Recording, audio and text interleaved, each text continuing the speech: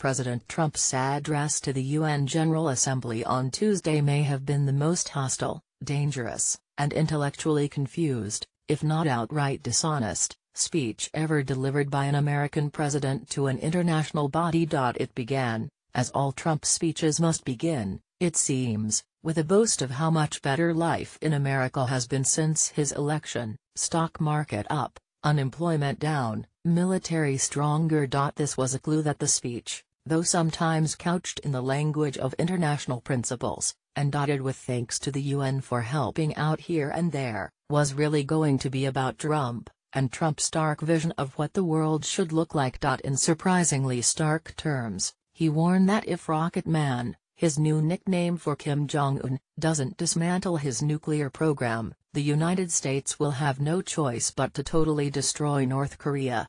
He all but announced the abrogation of the Iran nuclear deal, repeating his utterly false claim that it's one of the worst and most one-sided deals the U.S.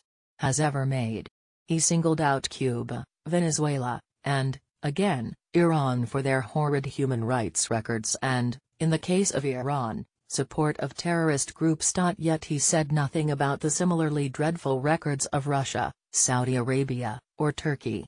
In fact, he praised Saudi Arabia, where, he noted, he was greatly honored to speak earlier this year, for its agreement to stop radical Islamic terrorism, ignoring the Saudis' longtime support for certain terrorist movements and the country's cruel bombing of civilians in Yemen, with our own shameful abetting. If Trump believes what he is saying, he should know he has no business threatening to completely destroy North Korea. Several times in the speech, Trump listed the pillars of peace as sovereignty, security, and prosperity, but he evinced little understanding of what those terms mean.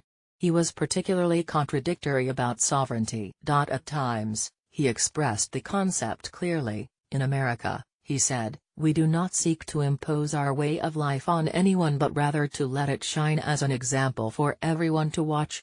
And, we do not expect diverse countries to share the same cultures, traditions, or even systems of government.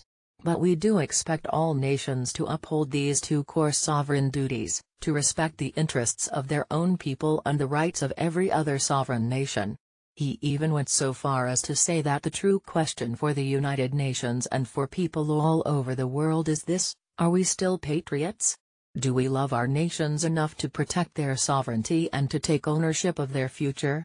North Koreans watch a news report showing North Korea's Song-12 intermediate-range ballistic missile launch on electronic screen at Pyongyang Station in Pyongyang, North Korea. Kyoto/Reuters. These are good questions, consistent with the Peace of Westphalia of 1648, which consecrated the sovereignty of nation-states as the basis for diplomacy. But if Trump believes what he's saying here, he should know he has no business threatening to completely destroy North Korea, a country of 25 million people, because its leaders are testing missiles and nuclear weapons. Certainly the emergence of a Pyongyang nuclear arsenal is a worrisome development, but from the North Koreans' point of view, it may be a way, perhaps, as they see it, the only way, to guarantee their own security and sovereignty in a world that they see as threatening. Trump vaguely threatened action against Cuba and Venezuela, attributing their economic failures to the inherent shortcomings of socialism. But, again, if respect for sovereignty is a pillar of world order, should anyone care what ideology or economic system a country decides to pursue, as long as it doesn't seek to impose it on others? Especially since the rise of Al-Qaeda and the safe harbors its militias found within the territories of failed states, politicians, scholars, and diplomats have debated whether sovereignty has, or should have, limits, whether certain circumstances justify regime change or some other form of intervention within a foreign country. But Trump seemed unaware of this debate. He invoked sovereignty when it suited his purposes, and proposed violating sovereignty, without a thought, when it didn't. And Trump's main purpose in this speech was to tout the doctrine of America first.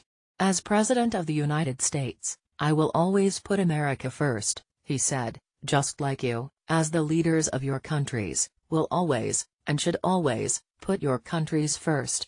Unless, of course, your country is North Korea, Iran, Cuba, or Venezuela, in which case Trump insists that your country's real interests lies in aligning those interests with our interests, with his interests. Reuters/Carlos Faria. Some of Trump's statements were salutary.